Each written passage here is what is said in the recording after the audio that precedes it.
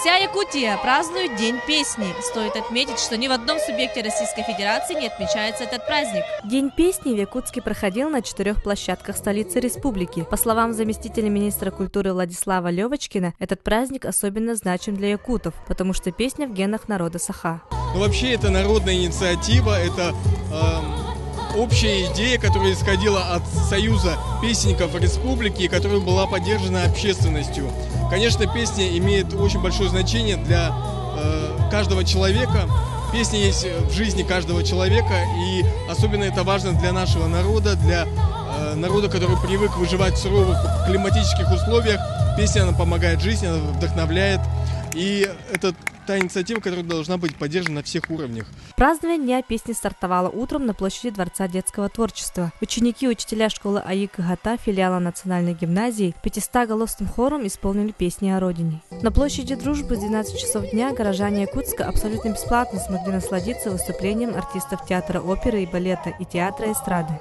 День песни сегодня на площади Орджоникидзе выступают самодеятельные творческие коллективы. Сегодня сюда пришли те, кто хочет подарить публике свои песни.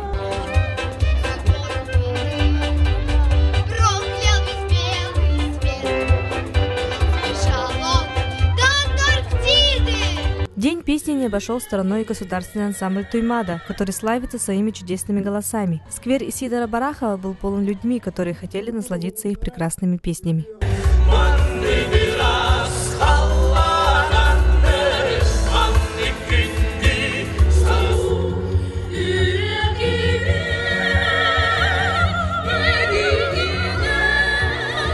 День песни – это совсем молодой праздник. В республике его стали отмечать лишь с 2013 года. Учредитель Дня песни, известный композитор Якутии Алексей Калининский-Лумха, считает, что этот праздник необходим и важен для людей. Но у нас в республике День Хамуса, День Олонхо. Но я думал и посоветовался, что может даже мы можем День песни организовать. Потому что якутский народ – песенный народ. Мы веками в песнях сохранили нашу летопись, нашу культуру, наш язык якутский, да. Оно было в основном через звуки олонхо, тоюка, осохая. Вот она сохранилась. Что же значит День песен для жителей Якутска? Об этом мы спросили у них. Очень хорошее начало, пускай это проводят сейчас каждый год. Очень хорошо. Песни, конечно, красота. Душа поет, мы тоже поем, сидим. А какие песни хотелось бы вам услышать в такой день? Ну, старинные песни в основном. Балыргинские песни.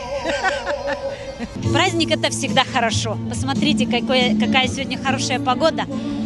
Все счастливые, довольные, да, радуются весне, песни. Конечно, это замечательный праздник.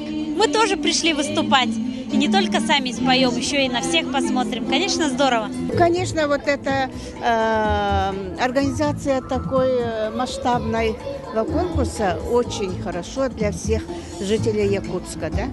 Потому что это, с одной стороны, это как воспитательная часть, да?